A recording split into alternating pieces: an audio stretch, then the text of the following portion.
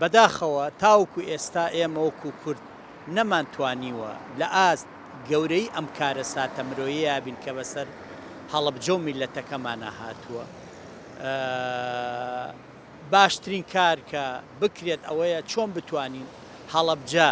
جوانتر ئاوەدان بکەینەوە، چۆن بتوانین قەروبووی کە سوکاری ئەم قوربانیانە بە باشترین شێوە بدەینەوە و بتوانین گەورەی ئەم کارە ساتە ئەم جینۆسایدە کە دەرحەق بە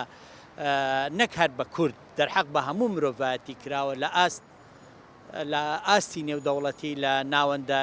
نێودەوڵەتیەکانە بە دنیای دەرەوەی بناسێنین. بە پارێزگابوونی هەڵەبجە کارێکی زۆر باشە، بەڵام ئەمە بە تەنها کافی نییە، بەڵکو پێویستە حکومەتی هەرێم و حکومەتی ئیتیحادیش هەرچی پێ بکرێت بۆ خزمەتکردنی خەڵکی هەڵەبجاوە بۆ خزمەتکردنی ئەو سنوورە ئەنجامی بات و یەکێک لەو کارانە ئەوەیە کە خەستەخانەیەکی گەورە لە ئاست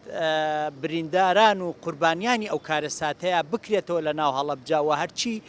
پێداویستی داو دەرمان و ئەچیزەی طبی هەیە بۆی دابین بکرێت بۆ ئەوەی چکە ئەوانە بەردەوام پێویستیان بە چارەسەر هەیە و